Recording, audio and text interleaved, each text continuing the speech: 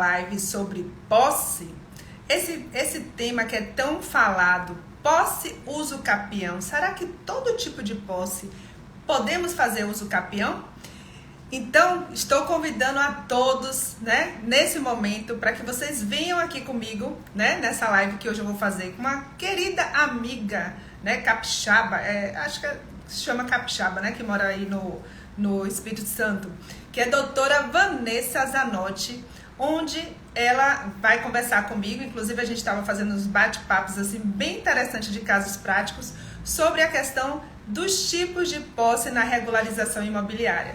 E assim, gente, hoje é caso prático. Você sabe que nossas lives, normalmente a gente utiliza esse espaço aqui para a gente estar discutindo aqui com vocês o nosso dia a dia, né? O que acontece aqui no nosso escritório, para que possa estar passando aí a experiência do nosso dia a dia para vocês. Então, aproveitando que todos estão entrando, dando um tempinho aqui para as pessoas que estão entrando no nosso Instagram, eu gostaria de saudar todos que estão entrando nesse momento, o Davi, o Jorge Pereira, corretor de imóveis, a Luciana, a minha querida convidada, Vanessa Zanotti, MFT Advocacia, o João, o Davi, o Sidney, enfim, Érica, Américo Corretor, Lucas. Enfim, tá entrando muita gente. Sejam todos muito bem-vindos aqui à nossa live. E eu gostaria de pedir a colaboração de vocês, que nesse momento, né, para que vocês pudessem também estar compartilhando com um amigo seu, né, chamando para vir aqui para a nossa live, que gostaria também de ter esse conteúdo, porque afinal de contas tem muitas dúvidas em relação a isso. Quando é que eu posso utilizar a posse para regularizar o imóvel? Qual tipo de ferramenta que eu posso utilizar? E assim, eu tô com casos interessantíssimos aqui no escritório que eu quero compartilhar com vocês. E vou deixar um pouquinho mais para frente, mas aproveita e já convida todos para estarem participando daqui da live. O Rafael, a Ângela, sejam todos bem-vindos, a Rosana, enfim. Vamos, que é conteúdo que a gente vai ter aqui para vocês. E aproveitando, vou já fazer aqui o convite, né, para a minha convidada e deixar aqui, antes dela até estar entrando, algumas informações, né? Esse mês de janeiro, nós preparamos, assim, várias lives para vocês, dias de terça e quinta-feira, às 19h07, sobre conteúdos de direito imobiliário, de regularização de imóveis. Afinal de contas, o nosso canal aqui, o nosso perfil, a gente está voltado para esse tipo de conteúdo. Então, se você, né, quer alavancar sua carreira aí nessa área de regularização imobiliária, eu convido que vocês já coloquem aí na agenda de vocês esse horário, 19h07, dia de terça e quinta-feira. A gente vai ter grandes lives, hoje com a doutora Vanessa Zanotti, amanhã eu vou ter com a doutora Vanessa Moraes, onde a gente vai falar sobre gestão de tempo. E na quinta-feira, com meu querido mestre, o professor Salomão, onde a gente vai falar sobre regularização de imóveis sem matrícula.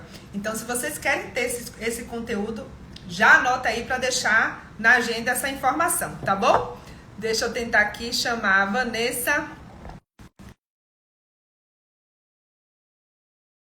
Deixa eu dar aqui, Edmundo. Veja se você recebeu. Olá! Entrei! Seja bem-vinda aqui à nossa live. Eu tô assim, bem interessada da gente compartilhar tudo aquilo que a gente estava conversando nesse instante, né? Se preparando aqui para falar aqui com o pessoal dos nossos casos práticos. Tem casos práticos bem legais aí em relação à questão da posse. E primeiro, deixa eu só melhorar aqui, porque quando você entrou, eu fiquei um pouquinho mais baixa. Primeiro, eu gostaria que você aproveitasse, né? E se apresentasse aqui ao pessoal. Tem gente dos meus seguidores, tem seu, mas se apresente aí, doutora Vanessa. Primeiro, eu queria dizer que é uma honra participar dessa live hoje à noite com a doutora Elaine. É uma colega muito querida. No início da live falou que eu realmente eu sou daqui de Vitória do Espírito Santo, mas não sou capixaba. Eu sou nascida em Governador Valadares, Minas Gerais, então sou mineira, mas moro aqui em Vitória, no Espírito Santo, desde que nasci. Na verdade, minha mãe foi me ter lá em Valadares só. depois logo voltei para cá, para Vitória, então meu coração é capixaba, sim. E está sendo um grande prazer estar aqui hoje para a gente trazer, como você colocou, casos práticos dos nossos escritórios, porque a gente percebe que essa questão da posse, regularização de imóveis, ainda é um tema que precisa de muito conhecimento para que a gente possa trazer soluções para os casos que aparecem nos nossos escritórios. Queria dar boas-vindas a todos que estão entrando aí. Lívia Santos, lá de Recife, querida, todos os colegas. Tem o professor Salomão, que está aqui também, que eu já vi, ó, está aqui com a Olha gente. que honra! Que honra! É verdade, uma honra mesmo. Todos os colegas, eu estou acompanhando aqui, mas está difícil porque tem muita gente entrando, mas então quero dar boas-vindas a todos e todas, dizer que é um grande prazer e nossa live vai ser com muito conteúdo, então vocês compartilhem com os colegas, porque essa live está incrível. Queria também aproveitar e me apresentar. Meu nome é Vanessa Zanotti, eu sou advogada há mais de 18 anos. Me formei em Carinho de 2004. bebê, meu Deus. Não é? Me formei em 2004 pela Faculdade de Direito aqui de Vitória. Tenho mestrado em Direitos e Garantias Fundamentais e sou especialista pós-graduada em Direito Imobiliário. A minha paixão pelo direito imobiliário, a gente tem aproximadamente uns 7 anos que eu foquei a minha advocacia mesmo no direito imobiliário e cada vez mais me apaixono por esse ramo do direito que é fantástico. Sou membro também do IBRADIM, que é o Instituto Brasileiro de Direito Imobiliário, sou colega da Elaine lá, e estamos aqui no Instagram para cada vez mais compartilhar conhecimento e trocar experiência com vocês que estão aqui junto com a gente. Pronto, muito bom. Nós nos conhecemos no IBRADIM, né, que é o Instituto Brasileiro de Direito Imobiliário, que a gente, assim, eu convido a todos que queiram se aprofundar na área imobiliária. É um excelente instituto, né, e a gente tem esse prazer de começar a conhecer pessoas como a doutora Vanessa, né? É verdade. Que a gente já se encontrou. Mas, enfim, hoje o assunto, né, é posse, né? Por diversas vezes, não sei se isso acontece também aí no seu escritório, chega o cliente já aqui, né, com a situação que o imóvel está irregular, muitas vezes o cliente tem aquele contrato particular de compra e venda, ou às vezes ele começou a adquirir a posse ali e já tem muitos anos que mora ali aquela família, e aí ele senta na minha mesa e fala assim: doutora, eu vim aqui fazer um uso campeão, né? Fazer o uso campeão para poder ter o imóvel no meu nome.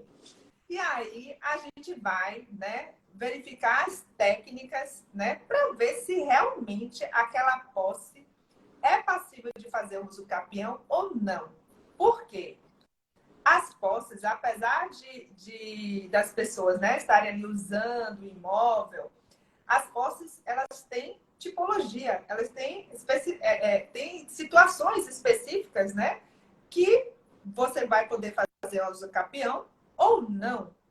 E é sobre esse assunto, né, que a gente vai abordar hoje aqui, principalmente casos práticos, que eu acho que é importante a gente estar falando sobre o nosso dia a dia. E para iniciar esse conteúdo, eu queria que a doutora Vanessa falasse um pouquinho para a gente quais são os tipos de posses que existem e quais são as que podem fazer o procedimento da uso campeão. É interessante você mencionar essa questão, que hoje as pessoas, assim, elas não têm esse conhecimento técnico, né? E pensam que por estar ali naquele imóvel por algum tempo já teriam direito de pleitear uso capião.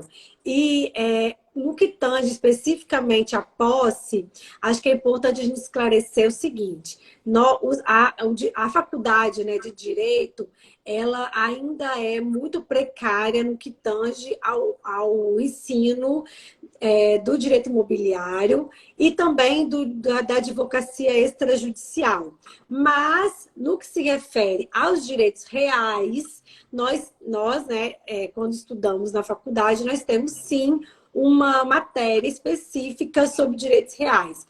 E, por sinal, não é uma, assim, no cotidiano, em regra, não é uma matéria que é muito querida pelos estudantes. E aí eu também quero aproveitar e verificar se tem alguém aqui que está nos assistindo que é estudante de direito ou que acabou de se formar, se lembra das aulas de direito real, se gostava, se não gostava, porque, em regra, as pessoas não gostam de estudar direito real, que acham algo um pouco monótono, muito conceitual.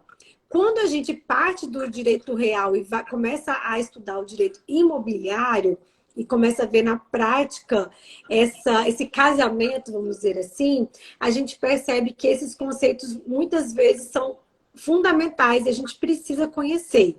E aí, não querendo entrar muito nessa parte do juridiquês da posse, vamos dizer assim, a gente precisa entender que a posse ela é classificada e possui algumas classificações. Por exemplo, a gente tem a posse direta e a posse indireta. E aí, um caso muito prático que você pode perceber, a questão da posse direta e indireta, é a questão da locação. Né? Na locação, a gente tem o proprietário, ele, apesar de passar a posse, né, direta para o inquilino, ele continua tendo uma posse indireta sobre aquele bem.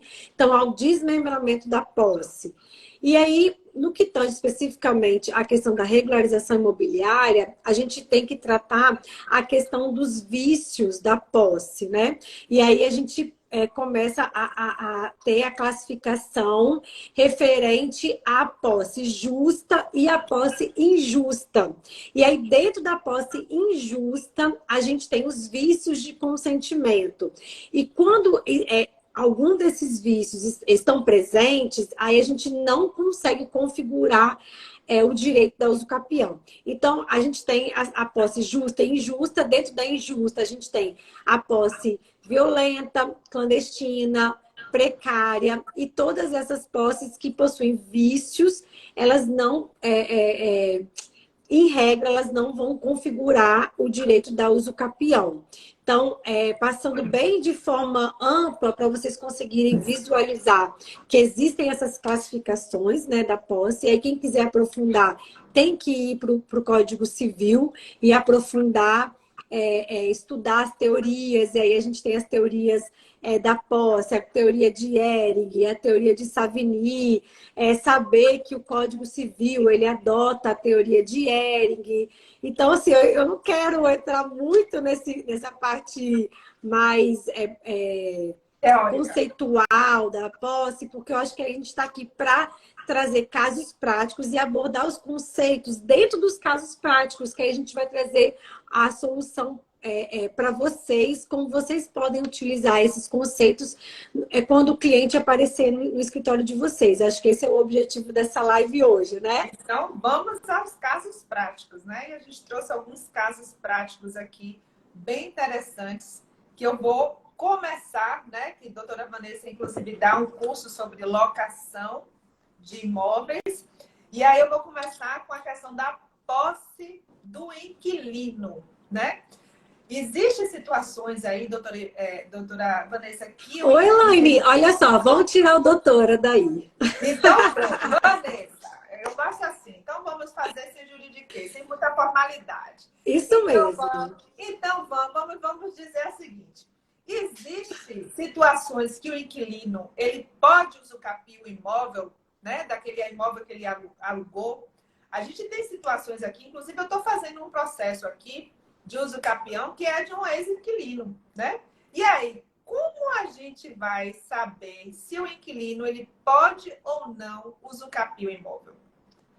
E aí, quem está assistindo a gente? Pessoal, a gente quer escutar vocês. Não sei, para mim o chat está travado. Não sei se ele está rolando aí. Ele está entrando várias pessoas. A Lívia já chegou aqui falando, já chega pedindo usucapião. A gente apresenta algo diferente, é um processo. Poxa, o chat para mim travou, não vou conseguir ver. O Instagram tá tendo essas coisas. Quando a gente é convidado, o chat trava. Mas eu vou fazendo a leitura para você. Então tá. tá, Ó, a então Renata tá. Carlesso disse que é sua parcerona aí em Vitória do Espírito Santo. Verdade. E ela disse o seguinte: para o usucapião precisa ter ânimo de domínio e não confundir posse com permissão, né? E o Anderson falou Perfeito. excelente conteúdo. Então, vamos ao conteúdo. Vamos Me lá, diga. pessoal. Como a doutora Elaine falou, a gente. Ah, já O ano começou com doutora. Ai, desculpa! É verdade, é verdade. Oh, meu Deus. É o Como a cachorro. Elaine disse, como a Elaine disse, o ano passado a gente fez o lançamento do curso Locação na Prática, que foi um sucesso. A gente não sabe ainda quando vamos lançar uma outra turma, mas se você tiver interesse, pode colocar lá, baixar o e-book, que ainda está gratuito na minha bio, mas em breve, como a gente vai entrar um outro projeto, a gente vai retirar o e-book de locação, vai entrar um outro material gratuito que a gente está preparando com muito carinho para vocês. Mas no que tange a locação, a gente precisa primeiro entender, né? Quando a gente faz o contrato de locação, a gente estabelece ali prazo contratual. Esse prazo contratual, a gente, obviamente, durante o lapso, né, da locação, ele deve ser respeitado pelo proprietário. Só que existe uma situação que pode acontecer no caso de um inquilino ele simplesmente iniciar a locação por prazo determinado, de acordo com a lei do inquilinato, o proprietário tem que respeitar aquele prazo, mas imagine uma situação que o inquilino ele deixe de pagar o aluguel. E nesse momento da inadimplência, inclusive lá no curso Locação na Prática, a gente entrega para os alunos uma rotina que é uma orientação nossa que a gente aplica aqui para os nossos clientes quando acontece essa questão da inadimplência, que deve ser observada. Por quê? O proprietário, ele concede ao inquilino a posse direta sobre aquele bem. Então, em regra, o inquilino ele não terá direito a uso capião. Então, se seu contrato está válido, você está ali pagando o aluguel, o IPTU está em nome do proprietário, está tudo funcionando de forma natural no seu contrato de locação, você não vai ter direito ao uso capião, apesar de você, às vezes, morar ali naquele imóvel há X anos, há muitos anos, porque existe esse desmembramento da posse. Ok.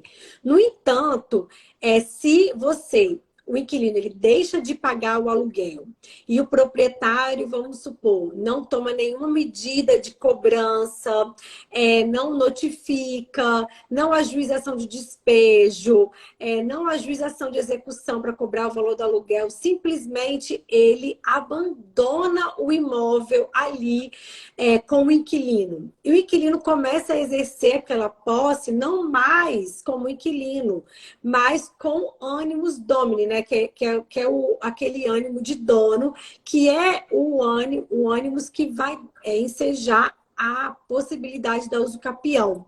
Então, quando acontece essa situação de inadimplência do inquilino, abandono do imóvel pelo proprietário e permanência do inquilino ali naquele imóvel sem qualquer tipo de oposição do proprietário, nós já temos precedentes do STJ que reconhecem o direito da uso capião. E aí, Elaine, acho que você pode trazer aí para o pessoal qual é o precedente, comentar esse precedente que é muito interessante. Nesse caso aí, eu queria só fazer uma pontuação. Vamos supor, eu sou inquilina do imóvel, né? Então, a partir do momento que eu estou no imóvel, estou pagando o meu aluguel, tudo direitinho, eu não tenho como fazer, como solicitar o uso capião desse imóvel. A não ser que eu fique inadimplente, o proprietário não tome nenhuma satisfação, eu continuo morando no imóvel, começo a me tornar dona da situação, e aí eu posso pleitear a questão da uso capião. Mas aí, só uma pergunta. Nesse caso, né, eu posso utilizar como contagem de prazo para fazer o meu processo de uso capião o período que eu estava pagando o meu aluguel? Como é que funciona esse procedimento? Como é que eu faço nesse caso aí para poder, vamos supor, o inquilino, o proprietário deixou o imóvel e eu estou ali morando naquele imóvel, mas eu já morei no imóvel pagando um aluguel durante 10 anos. Eu posso utilizar esse período que eu estava ali adimplente para somar o tempo de posse e fazer o procedimento da usucapião? Excelente pergunta. A resposta é não, não vai poder. Somar essa posse, não. Porque nessa situação do aluguel, acontece uma transformação da posse. A posse que você exercia antes, quando você estava ali pagando o aluguel, não era a posse da usucapião. Ocorre quando você deixa de pagar o aluguel e aí o proprietário ele abandona o imóvel, você começa a exercer a posse como se você fosse dono, aí nesse momento começa a acontecer, ocorre uma transformação da posse, como o STJ coloca, né? A posse ela vai transmudar em posse animus domini. Então, antes, quando você pagava o aluguel, nesses 10 anos, né, como no seu exemplo, você não tinha o animus domini. Depois, houve essa transmudação, como o STJ coloca, transmudação da posse no momento que você caracteriza esse animus domini. E aí os requisitos para você nesse RESP, os requisitos que o STJ ele aponta como caracterizador desse animus domini é uma base que nós podemos utilizar para os casos concretos que aparecem nos nossos escritórios, né? E aí ele coloca permanecer no imóvel sem contrato de locação regular, sem efetuar o pagamento de aluguel, realizar benfeitorias no imóvel, né, o inquilino, ele começa a pagar todas as taxas referentes ao imóvel, tributos, taxas extraordinárias de condomínio, que é a obrigação do proprietário. Então, vamos dizer assim, esse comportamento, né, como proprietário, que vai trazer essa possibilidade da uso capião. E aí é muito interessante a gente falar da possibilidade de uma lavratura de mata notarial, mesmo que não seja ata notarial, já para uso capião. Então, por exemplo, se a pessoa está ali escutando agora aqui essa live e ela percebe que ela está vivendo uma situação assim, de aluguel, que ela não paga mais, que ela está ali como proprietária, talvez ela ainda não tenha completado o período da uso capião, mas ela pode fazer uma ata notarial para comprovar todos esses requisitos, né? Então, é uma prova que você pode ter para depois entrar fazer o pedido da uso capião. E Então, a até, princípio... e até interessante isso que você falou, Vanessa, que, por exemplo, durante o período que a pessoa está ali como inquilino e está pagando o aluguel, ele não vai ter um ânimo de dono, né? Por quê? Quem é dono não paga aluguel, né? Eu sou dona da Com minha sala aqui, eu não certeza. pago aluguel para mim mesma, né? Então, já é uma característica ali que naquele período a posse ela não estava sendo exercida como se dona fosse. Agora, a partir do momento, né, que você está dentro do imóvel que tem um contrato de locação, mas você ficou inadimplente e o proprietário ele não tomou, porque o proprietário ele tem que proteger o patrimônio dele. Se você tem um imóvel e aluga e a pessoa não está pagando, você vai botar ou a pessoa para fora, né? Ou você vai fazer a cobrança da pessoa. Se você não faz nada, você está simplesmente abandonando o imóvel. E aí começa, nesse momento, a caracterizar a questão daquela posse com outra finalidade, né? Com a finalidade de que você ali está agora como se fosse, como a gente fala aqui na Bahia, a rainha da cocada preta, né? E É aí, isso mesmo. essa dica que você deu aí, doutora Vanessa, doutora não, Vanessa, essa dica que você deu aí da ata notarial foi assim, extremamente importante, seria uma dica bem interessante, justamente para que a pessoa conseguisse fazer ali o marco, né? O marco inicial dessa posse. E aí, você tendo essa ata notarial, você já vai estar ali fazendo uma instrução para lá na frente você conseguir fazer uma regularização da propriedade. E aí, Com como você certeza. está sem ver as mensagens, eu vou ler uma mensagem de uma pessoa aqui que colocou, deixa eu ver quem foi o nome dela, mas ela colocou o seguinte: se a pessoa registrar na matrícula do imóvel aquele contrato de locação, estaria, nesse caso, seguro e não caracterizar a posse com ânimo de Dono? Pergunta muito interessante, tá? Bem interessante. Eu vou dizer o seguinte: o registro do contrato na matrícula, ele obviamente, ele traz uma presunção, né, de ciência ali para terceiros daquele contrato. No entanto, a gente tem que observar o seguinte: simplesmente o registro do contrato, ele não vai afastar os outros requisitos que devem estar presentes naquele contrato de aluguel. Então, por exemplo, tudo bem, eu registrei o contrato, está lá previsto na matrícula, mas o registro do contrato na matrícula, ele não tem o objetivo de afastar a posse com ânimos domini. O que afasta a posse com ânimos domini é o pagamento do aluguel, se está inadimplente, você cobra, você entra com ação de execução, você não precisa nem entrar com ação de despejo, mas executa. Então, eu acho assim que o simples registro ali sozinho não teria o condão de afastar os outros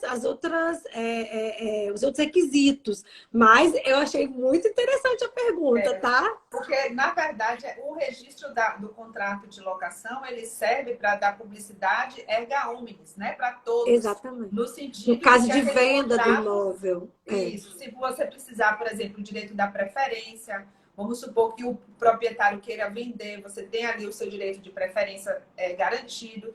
Então, o registro do contrato de locação serve para esse tipo de publicidade. Mas, no caso, como a gente está fazendo uma regularização de propriedade da posse, aí é um outro holofote que você tem que colocar. É analisar justamente isso que a gente está trazendo aqui para essa live. A análise técnica da posse. Então, mesmo que tenha registro, até porque, por exemplo, se fosse assim, a gente não iria fazer um uso capião de um imóvel que é registrado no nome do proprietário, né? Esqueça a questão do inquilino. Então, na verdade, a questão do registro ali, na verdade, nem é o registro, é a verbação do Averbação, contrato, né? Ele serve para dar essa publicidade, para garantir os direitos do inquilino em relação à preferência e outras coisas nesse sentido, né? Exatamente, Mas muito exatamente. interessante essa pergunta. Muito, muito. E eu vou A- falar aqui o RESP para o Deixa eu só falar pessoal. aqui, ó. A Lívia Santos, ela botou: Van, então a tolerância de mora configuraria a perda do ânimo de dono e não a mera permissão. Uma mera permissão? Então, eu acho que não somente essa questão da tolerância no que tange à inadimplência. Eu acho que um dos elementos seria esse, né? Obviamente, para que você chegue a ter uma usucapião deferida, você tem que possuir outros elementos, não somente o não pagamento do aluguel. O não pagamento do aluguel é um dos requisitos, mas além disso, você efetuou o pagamento dos tributos, você fez benfeitorias, as pessoas ali ao redor te reconheciam como proprietária, porque o proprietário mesmo não aparecia. Então, eu acho que a gente tem que, para uso capião, a gente precisa ter essa reunião de elementos probatórios que são fundamentais, não somente a questão da inadimplência, mas, como eu coloquei lá quando eu comecei a falar sobre esse assunto, quando a gente trata, presta assessoria jurídica para locação, né, para locação, e aí imobiliárias, corretores de imóveis que fazem administração de locação, a gente precisa alertar sobre essa questão de você ter uma rotina quando ocorre a inadimplência, uma rotina mesmo de cobrança, não deixar essa inadimplência se perdurar no tempo sem qualquer tipo de oposição. Muito bom. Acho que é importante a gente falar o RESP, que a gente não falou. Falei, eu vou falar o outro RESP, eu não gravei esse RESP. Ó, esse RESP aqui é o RESP 1909276 do Rio de Janeiro. De setembro. 1909276 do Rio de Janeiro, de setembro de 2022. Fala exatamente isso: alteração fática substancial, natureza da posse, transmudação, possibilidade, animus domini. Então, assim, e traz no item 5 do RESP, traz especificamente esses requisitos que a gente acabou de tratar com vocês. Elaine, eu lembrei de um caso que também foi bem polêmico ano passado, que foi sobre a questão da ex-mulher, da posse da ex-mulher. Se o caso foi que foi julgado pelo STJ também, e não sei se vocês acompanharam, mas assim, imagine o caso, né? Acontece o divórcio, mas eles não fazem a partilha e o marido sai de casa e deixa a mulher no apartamento. E aí, a mulher pode pedir usucapião da outra metade, né? Porque metade seria dela, né? E a outra metade do ex-marido. E o STJ disse que pode. A ex-mulher pode. Ou ex-mulher ou ex-marido, né? Então a gente tem que tratar dos dois lados. Mas o caso do julgado pelo STJ foi uma ex-mulher. E eu lembro que foi bastante polêmico, todo mundo comentou e tal, da uso campeão da ex-mulher, mas o STJ entende que quando acontece o divórcio, mesmo que não tenha partilha, se a mulher permanece, ele trata essa situação de copropriedade, e aí a mulher ela está ali exercendo a posse do imóvel inteiro, e se preencher os requisitos da usucapião, vai usucapião. Então, se você está divorciado, não fez partilha e o ex-cônjuge permanece no imóvel, ó, atenção. Interessante isso, viu? Porque você pode aí criar situações, né, com essa jurisprudência de pessoas não fazerem a partilha, até para não pagar tributos e depois usucapi, né? Exatamente, perder a propriedade. Perder a propriedade. Gente, se vocês estão gostando dessa live, olha como tá quente o assunto aqui, né? Com casos práticos. Dá um coraçãozinho para poder engajar aqui. Se puder, já compartilha também para poder trazer mais pessoas para ouvir esse conteúdo. E esses casos de inquilino são bem interessantes, porque às vezes também tem situações de inquilino que acha que tem direito, né? Estou com uma situação mesmo que tem uma inquilina que mora há 40 anos como aluguel. Ela paga 40 anos. 40 anos o aluguel, e agora a proprietária está querendo vender o imóvel e ela veio me fazer uma consulta para ver se ela pode impedir, né, de vender o imóvel, porque ela já tem 40 anos no imóvel. E aí, nesse caso, ela paga todo. Ela diz, mas doutora, eu pago tudo certinho, isso é injusto.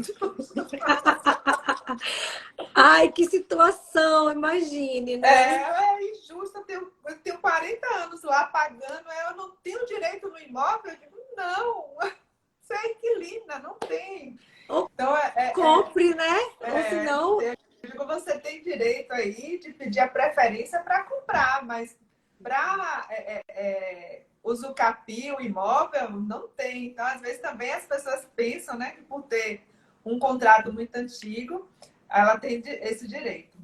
Mas... o que fez alguma benfeitoria, né? Às vezes investiu. Eu boto detetização aqui, eu faço não sei o que, eu fiz isso, eu fiz aquilo outro. Eu digo, mas você fez benfeitorias, né? Para a sua utilização, mas a senhora paga o aluguel? Ela disse, pago tudo certinho. É interessante, assim, e é muito importante a gente ter essa orientação de alguém, de um profissional especialista em direito imobiliário, né? Porque pode ser que aconteça dessa pessoa, às vezes, procurar um profissional que não tem especialidade em direito imobiliário, como eu falei... Vai dizer que ela tem direito, viu? Ainda vai pegar o dinheiro da mulher. Pois é, como eu falei no início da live, né? A gente, esses temas do imobiliário não são tratados na faculdade de Direito, por isso que a gente precisa, se você tem vontade de atuar nesse ramo, procurar uma especialização, procurar cursos de pessoas qualificadas que apresentam conteúdo bom aqui na rede, que a gente tem hoje em dia, né?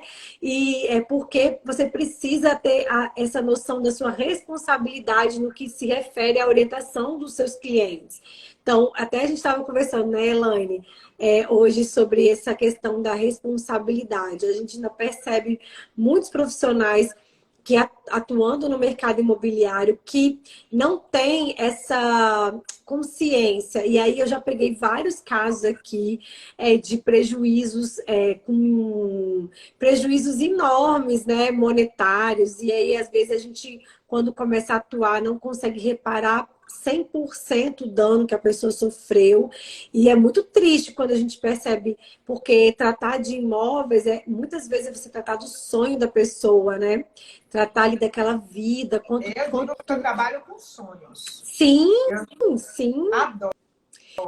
Sim, a gente trabalha com a vida das pessoas, né? O imóvel é o sonho dela ali, né? Se concretizando. Tudo tem uma história por trás, né, Van? Tudo tem uma Sim, história. Às vezes você regulariza um imóvel, é uma história tão bonita, às vezes. Cada história é emocionante, né? sim, emocionante, emocionante. Mas Então vamos vamos lá lá. para o próximo Vamos caso. para a próxima pauta, né? Sessão de posse. Então, posso fazer a sessão de posse? Como é que eu faço essa questão da soma das posses, né? Porque às vezes eu tô com um caso bem interessante, que depois que eu vou der a palavra para você, eu vou falar de um processo aqui de sessão que eu estou fazendo. Mas assim, por muito tempo, né, as pessoas às vezes não tinham essa percepção que você poderia. Eu estou no imóvel entre agora, mas esse imóvel já tem muito. E com contrato de gaveta acontece muito disso. Às vezes a pessoa compra um imóvel com um contrato particular de compra e venda, e aí depois já vende para outra pessoa com um contrato particular de compra e venda, que essa pessoa já vende com outra para outra pessoa com um contrato de gaveta. E aí você vê aquela sessão, né, de posse, às vezes você vê situações que não dá para a gente fazer o procedimento da adjudicação compulsória. E aí eu posso, nesse caso, né, pegar todos esses elementos de tempo de posse desses antecessores para poder fazer a minha regularização no meu nome. Eu acho que é importante antes a gente esclarecer a questão do contrato de gaveta, né? Porque a gente fala muito isso, né? Contrato de gaveta e tal. E o pessoal pensa, ué, mas por que eu não posso fazer um contrato particular para comprar um apartamento? Eu não posso fazer um contrato particular para comprar uma casa, um lote? Pessoal, o Código Civil é claro, né? Dizendo o seguinte. Se você está adquirindo um imóvel e o imóvel ele tem um valor acima de 30 salários mínimos, você precisa lavrar uma escritura pública no cartório de notas, no tabelião de notas, para validar essa aquisição, né? Essa compra e venda. Então, se você tem um contrato particular e o imóvel ele vale mais de 30 salários mínimos, esse contrato particular ele é um contrato de gaveta e ele não vai poder ser utilizado para você registrar esse documento, né?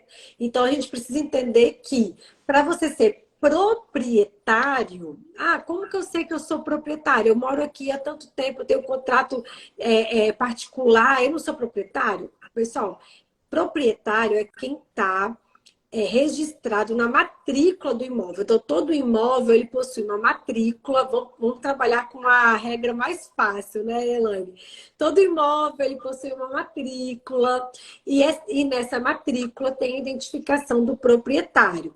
Quando você compra um imóvel, existem duas fases de compra do imóvel. Primeiro é a fase que é feita lá no tabelião de notas, uma escritura pública, depois você leva a registro na matrícula do imóvel, que é a segunda etapa, e aí você se torna proprietário. Se você não tem isso, você não é proprietário para fins de direito. Ok. Mas, nesse caso que a Elaine colocou, né? A pessoa não é proprietário, a pessoa está lá no imóvel e tem contrato particular, contrato de gaveta. Será que ela pode somar as posses para um eventual uso capião? E aí a gente precisa resgatar de novo aquela fala da questão documental da uso capião. Pode somar posse? Pode somar posse, mas você vai precisar fazer esse resgate documental e comprovar tanto, obviamente, para o tabelionato, que vai atestar ali aquela posse de uso capionem, quanto depois para o registrador, porque a uso capião, né? No caso da uso capião extrajudicial, né? Quem vai deferir a uso capião extrajudicial é o registrador. Então, a gente pode fazer soma de posse? Pode, mas você tem que fazer esse vínculo aí dessa soma de posse documentadamente, né? Exatamente. Eu peguei um caso aqui bem interessante, Ivan, que foi o seguinte. Foi um erro do tabelionato, né?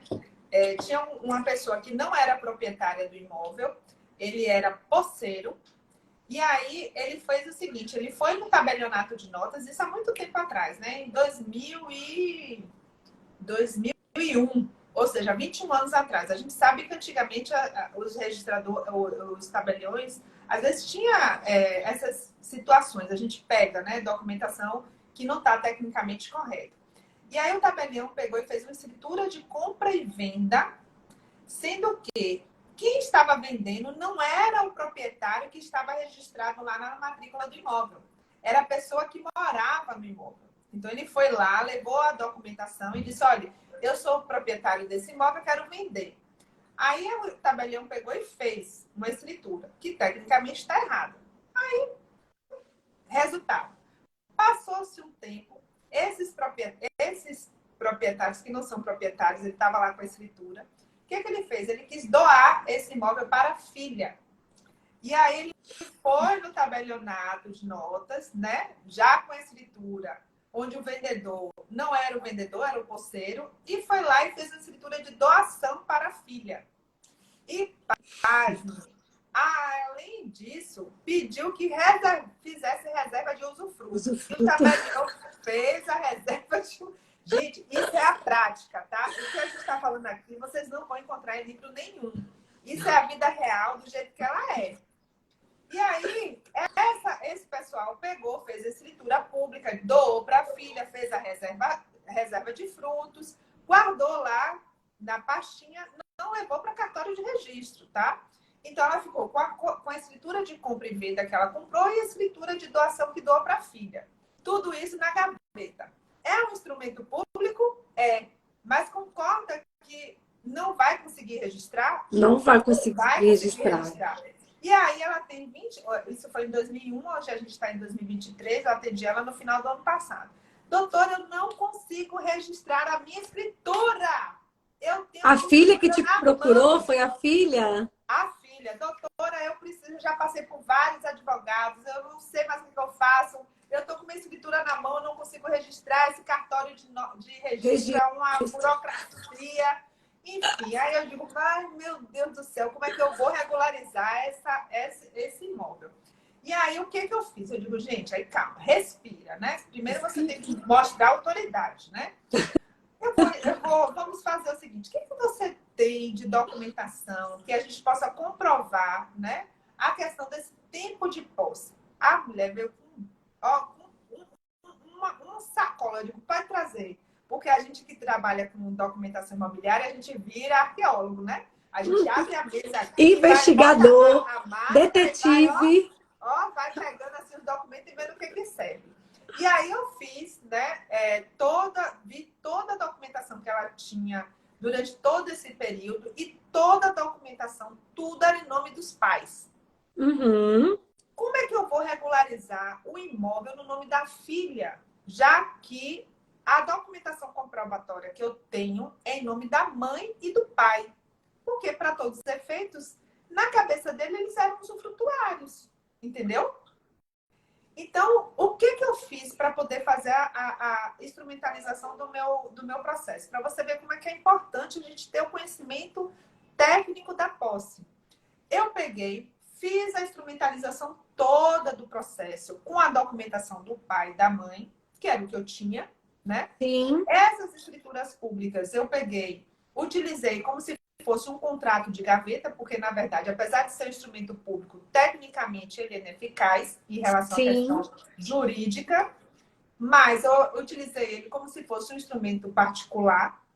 E aí eu fiz uma escritura de cessão de posse para a filha agora, para que eu pudesse somar o período que a mãe, durante esses 21 anos, utilizou como posse. Então, a minha instrumentalização do processo do uso capião, que eu dei entrada hoje, nesse processo. Mas os pais dela são vivos ainda, São então? Vivos, mas ela não consegue registrar a escritura. Entendi. Entendeu?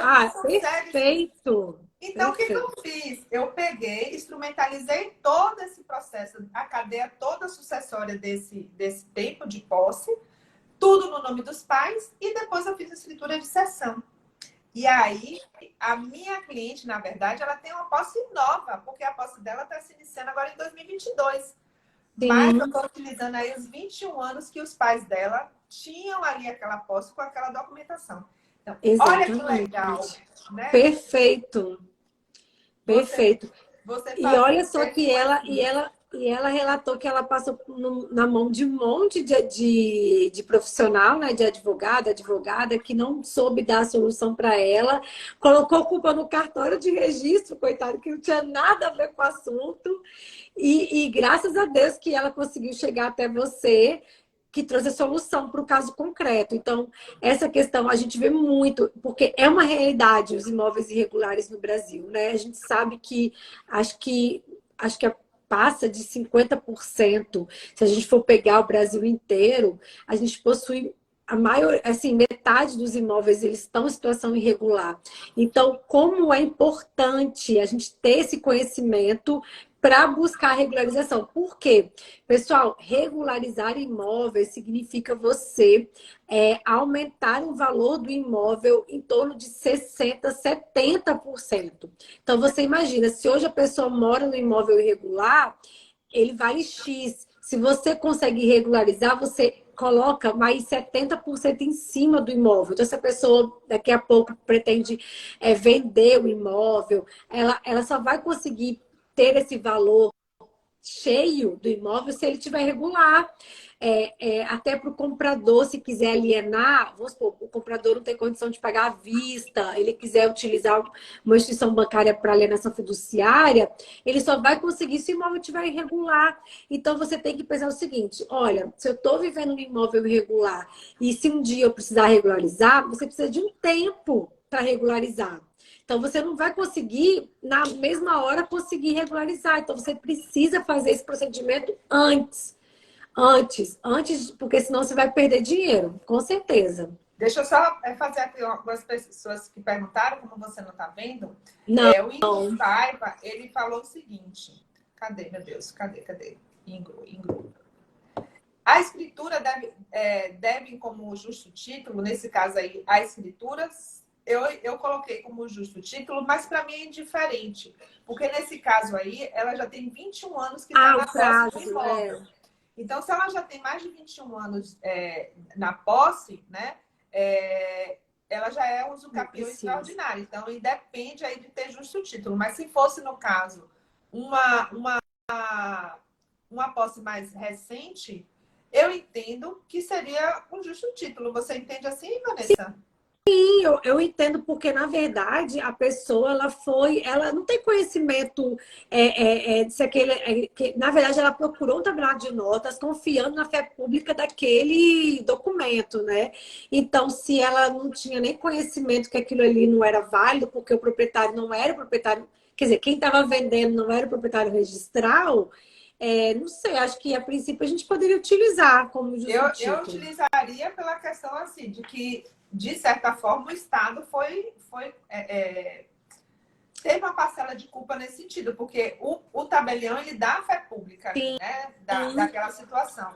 E aí, nesse caso, como existiu aí um título feito por um tabelião de notas, eu acredito que nesse caso eu poderia considerar como justo título para É uma como você usucapião. falou, eu acho que seria, a gente pode, se a gente for tratar também como contrato particular, também é um justo título. Mas agora, o contrato particular normalmente é feito pelo proprietário ou alguém que tem algum vínculo, né? Aí, nesse caso, É. como foi o vendedor? Ele não tinha nenhum vínculo com o proprietário tabular, que estava ali na matrícula. Eu entendo como justo título pelo fato de ter sido feito por um De ter tabelião, procurado o tabelião, entendeu? Aí, exatamente. nesse caso, eu consideraria assim. Aí a Jamile Queiroz, minha querida, que está aí deslanchando, ela foi minha estagiária em 2007. Hoje já Olha! tem empresa de documentação imobiliária, está arrasando. Uau! Então, ela pergunta assim, e se os pais não tivessem falecido? Isso que Aí eu eu... vou pedir para você segurar um pouquinho essa sua resposta, porque é o próximo item, mas a gente está finalizando esse. Que a gente vai falar aí os casos, se porventura houvesse aí a o processo de inventário. Deixa eu ver só se teve mais alguma pergunta aqui.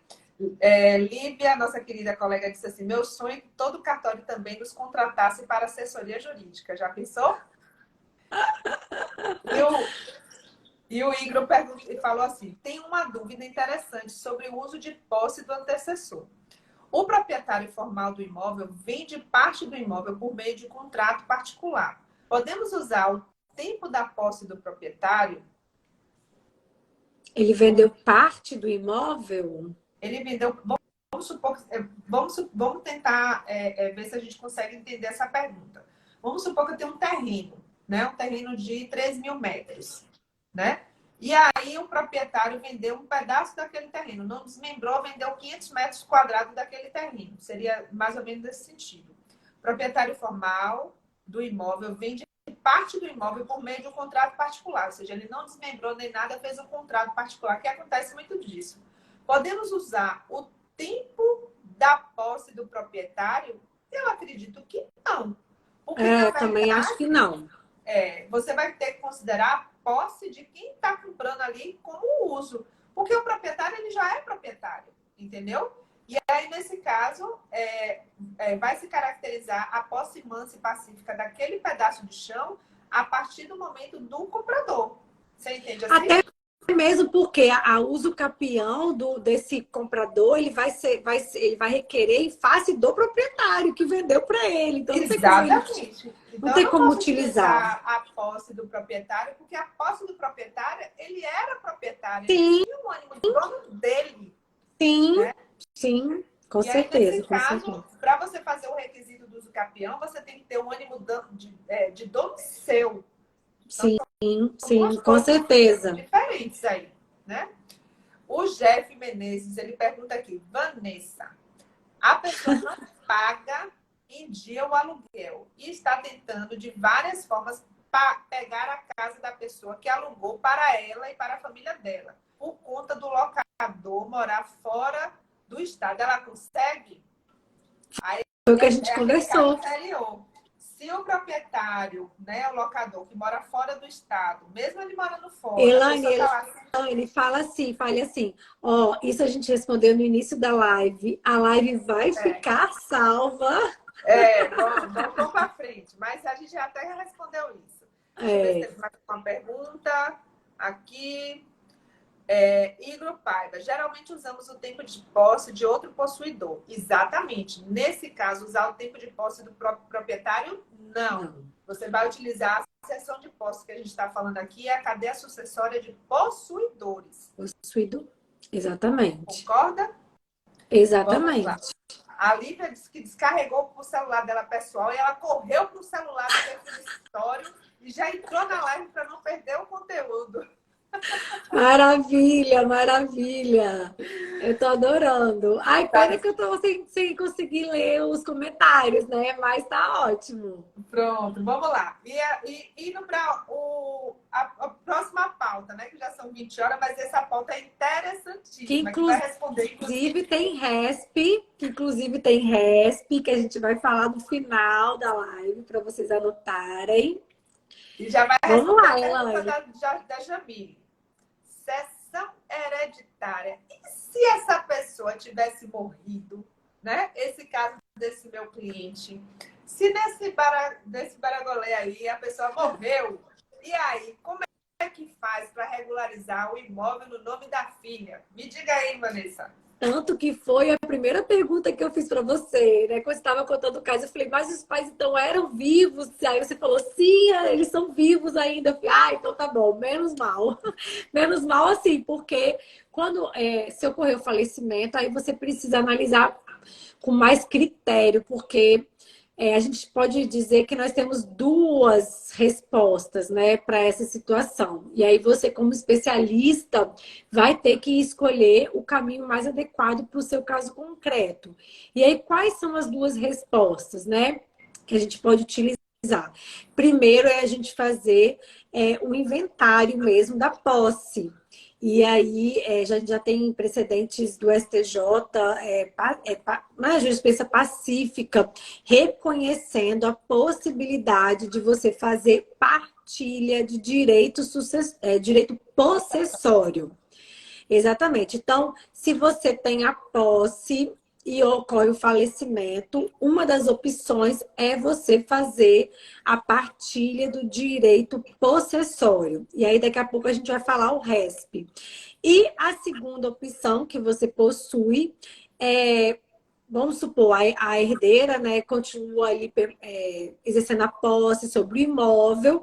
A solução também pode ser fazer a uso capião em nome da herdeira, no caso da pessoa que está ali exercendo a posse.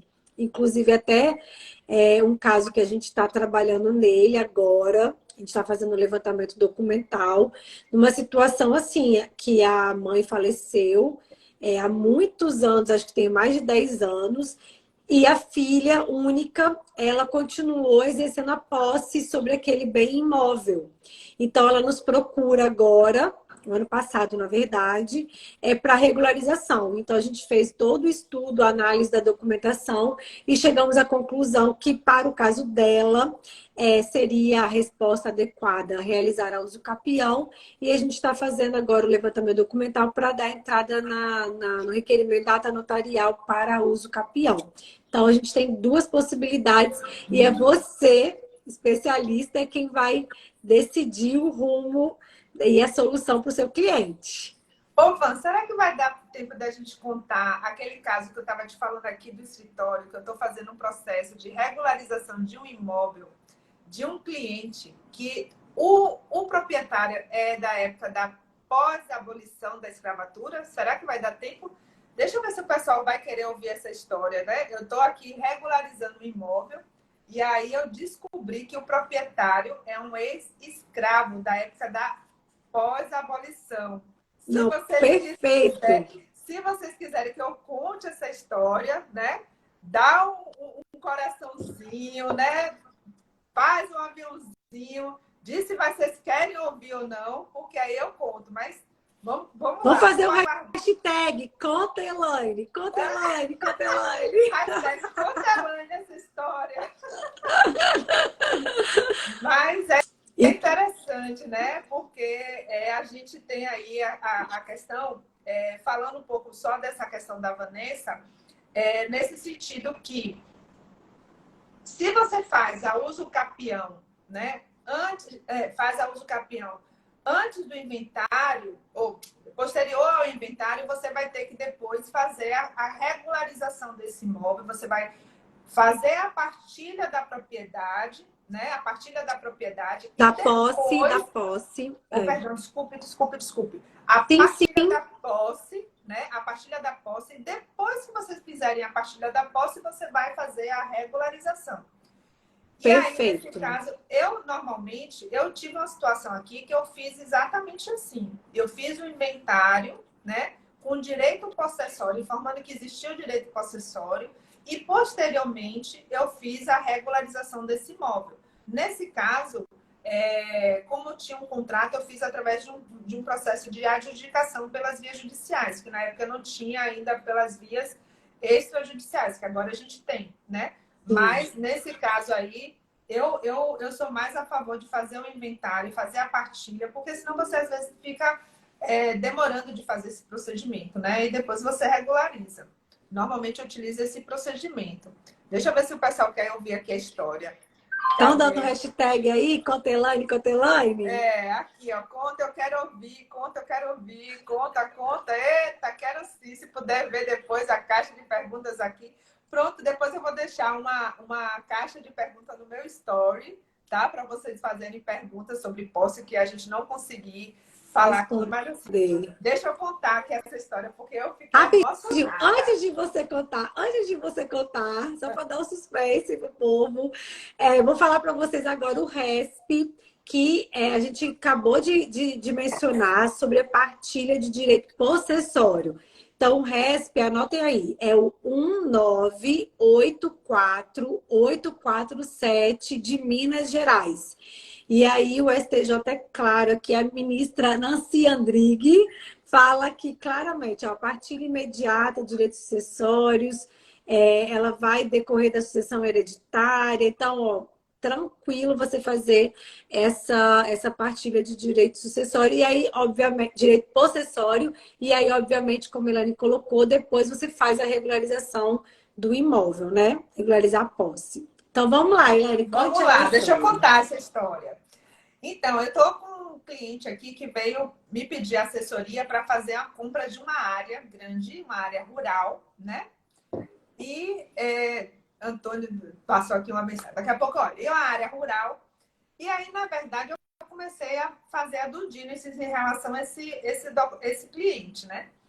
E a primeira coisa que a gente Calma faz. lá, calma lá. Antes, vamos explicar para o pessoal o que é due diligence, né? Porque deve ter gente aí assistindo que talvez nunca ouviu falar essa expressão e como ela é tão importante na compra de um bem, né? De um bem imóvel. Ai, gente, não sei se vai dar tempo de contar essa história, não, porque já são 27. Ixi, e agora? Vamos lá, vamos lá. Vou tentar falar rápido aqui. Então, a due diligence é justamente um procedimento que nós utilizamos para fazer a questão da análise documental daquele procedimento, para verificar a questão dos riscos, né, daquela operação. Para E dar aí você segurança faz jurídica. isso, análise jurídica. E aí você faz o levantamento de toda a documentação. E aí, na verdade, o meu cliente que estava querendo comprar, ele me pediu essa orientação porque ele não conseguia ter as informações necessárias. A pessoa que estava vendendo, ela tinha uma certidão. E antigamente as certidões, as pessoas não colocavam grandes informações da qualificação das pessoas, né? Tinha lá Pedro Batista dos Santos. Mas não tinha RG, não tinha nada. Casado. Casado com quem? Sei lá, Maria, Joana, a gente não sabe. E aí eu comecei, né, pedindo documentação, fiz uma reunião com as partes.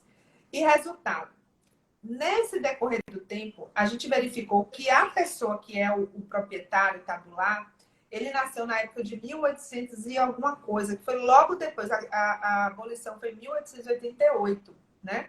E a última filha dele tinha nascido em 1908. Ou seja, se ele tinha uma filha que nasceu em 1908, ele foi logo depois daquele processo ali de escravo. Até botei no grupo do Ibradim, pedindo informação, como é que eu conseguia buscar informações de pessoas que eu não tinha um CPF, Só que o nome dele é muito comum. Então, existem muitos homônimos. E antigamente, os escravos, eles não tinham sobrenome. Então, qual era o sobrenome que se colocava nos escravos? Batista, Santos, de Jesus, Silva.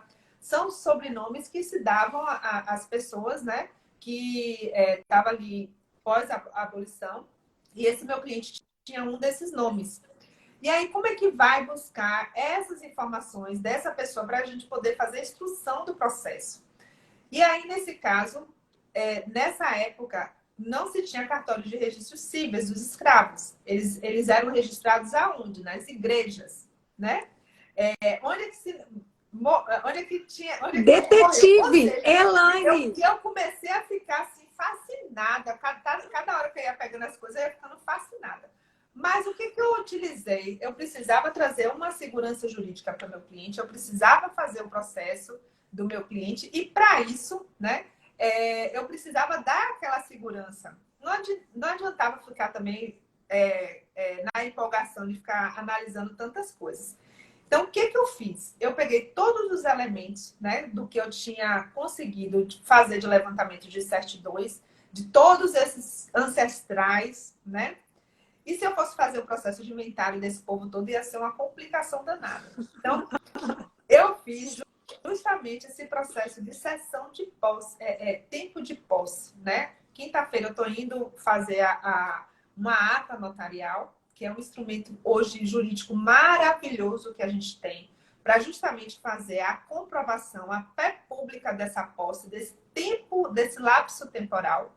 E aí, nesse caso específico, a gente vai fazer o procedimento aí da cessão de posse, ou seja, eu estou instrumentalizando a posse desse pessoal de lá para cá, né? Tudo que eu conseguir analisar, e aí vai ser bem rico esse procedimento aí.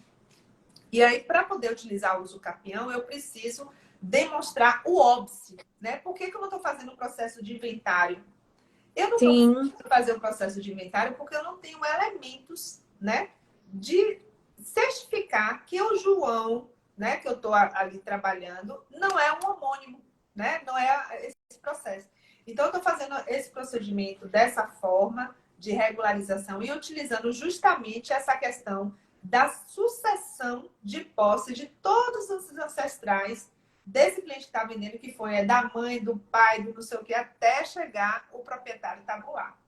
Então, veja como é inclusive, importante a gente ter conhecimento técnico da posse, porque esse cliente estava vindo de um outro advogado que estava fazendo uma sessão de direito hereditário. Se fosse fazer um processo desse, de direito hereditário, ele ia ter que fazer o o inventário de inventário. todo mundo, entendeu? Sim, e é interessante porque se você começa a analisar, igual como você falou, a solução que o outro advogado estava colocando ia obrigar o seu cliente que estava comprando a fazer o inventário. Então, olha só como que muitas vezes você, por não conhecer, coloca o seu cliente numa situação muito ruim, prejudicial, totalmente prejudicial. Então, eu também aqui trabalho muitas vezes com parceria com advogados que não têm a especialização no direito imobiliário. Então, a gente também tem essa possibilidade, né? Acho que hoje em dia a gente precisa ter essa cabeça, né, aberta de fazer parcerias com os colegas, fazer parcerias com, às vezes, corretores de imóveis, para você fazer essa diligência prévia. Então, se você, corretor, não tem conhecimento jurídico, procure um advogado especialista. Os despachantes imobiliários também hoje exercem uma atividade importantíssima no mercado imobiliário, que a gente precisa também ter essa conexão para a gente trazer solução. Então, olha só, a Elaine foi lá resgatar uma documentação de uma pessoa que é proprietário registral, que deve ter adquirido essa propriedade, né, depois da abolição. Então, olha que rico essa construção que ela fez para conseguir buscar uma solução, uma segurança jurídica para o cliente dela que estava comprando aquela área. Exatamente. Então, olha como é importante a gente ter esse conhecimento e trabalhar todo esse nosso conhecimento de direito imobiliário de forma a trazer essa solução e trazer segurança jurídica para as transações imobiliárias. Exatamente. E é o que o Léo Antunes falou, né? Inventário sucessivo demasiadamente oneroso. E iria ficar inviável para o meu cliente, né? Fazer um Sim, processo desse de inventário de tanta gente. Mas assim, gente, tá chegando ao fim, né? Eu tenho ainda tinha algumas coisas para falar, mas só que a gente vai criando novas lives, né? Eu gostaria antes de agradecer até a Vanessa e passar a palavra para ela, eu gostaria de passar alguns recados, né? Esse mês de janeiro a gente vai estar fazendo aí lives dia de terça e quinta-feira, 19 e 7, né? Com conteúdos assim riquíssimos de casos práticos. Hoje foi a doutora Vanessa Zanotti, amanhã vai ser minha colega Vanessa Moraes, quinta-feira, professor Salomão, sempre com esse conteúdo de direito imobiliário, de regularização imobiliária, de casos práticos, né? E assim, no dia 2 de fevereiro, eu vou abrir, Vanessa, a minha turma do curso que eu dou de regularização imobiliária de contrato de gaveta. E meu curso é justamente assim, recheados desses casos práticos, né? Que é o dia a dia que a gente vai adquirindo essas experiências, esses insights, né? E é justamente esses casos práticos que a gente conversa nesse curso, né? Porque são coisas que a gente não acha no livro, é só o nosso dia a dia mesmo. Então, se vocês excelente! depois, se vocês quiserem, né, se aprofundar, fiquem ligados que no dia 2 a gente vai estar abrindo uma nova turma desse curso que eu dou, né? E meus alunos, assim, são meus queridíssimos, né? Mas agradecer a todos que estavam aqui, agradecer a Vanessa, passar a palavra para a Vanessa, né? Quem não segue Vanessa, tem uma setinha aqui. Ela também distribui muito conteúdo de direito imobiliário. Segue ela. Quem é seguidor de Vanessa que não me segue também queira tá compartilhando aqui com a gente, pode vir que a gente vai estar passando bastante conteúdo. Com você, Vanessa. Com certeza. Queria agradecer mais uma vez, Elaine, por ter me convidado, feito esse convite. Foi um prazer abordar casos práticos aqui. Acho que a gente precisa trabalhar esse conteúdo cada vez mais aqui no Instagram. Agradecer a todos os players no mercado imobiliário que tiveram aí com a gente essa noite. Infelizmente, eu não consegui ver o chat, mas quero agradecer a todos e todas que permaneceram aqui conosco e que estão buscando conhecimento para atuar de forma responsável, de forma consciente, trabalhando com o imobiliário, com o extrajudicial. Dizer que o extrajudicial é a solução, gente, é vida você trabalhar com o extrajudicial. Você consegue adquirir liberdade financeira, geográfica, trabalhar de onde você estiver. Então, quem ainda não atua no extrajudicial, vá para o extrajudicial, vocês vão amar, vocês vão conseguir concretizar os planejamentos, né? Todos os planos que vocês têm para 2023. Falar que, Elaine, esse curso que vai ser aberto dia 2 de fevereiro, tenho certeza que vai ser um sucesso, porque ela distribui muito conteúdo qualificado aqui no Instagram. Eu tenho certeza que os alunos devem aproveitar demais essa querida professora. E tem muita gente pedindo aqui que eu abra uma caixinha de perguntas. Eu vou abrir uma caixinha de perguntas no meu story, porque o tempo é curto e se vocês tiverem qualquer outras dúvidas que queiram fazer essa pergunta, eu vou deixar uma caixinha aberta lá para tentar responder para vocês, tá bom? Excelente. Vou aproveitar e vou abrir também. Tá, joia também, Vanessa. Vamos lá. Um grande abraço, fiquem com Deus e até quinta-feira, 19h07, você tem aí um compromisso aqui comigo, tá bom? Um forte abraço. Tchau, tchau, Vanessa. Obrigada a todos. Tchau.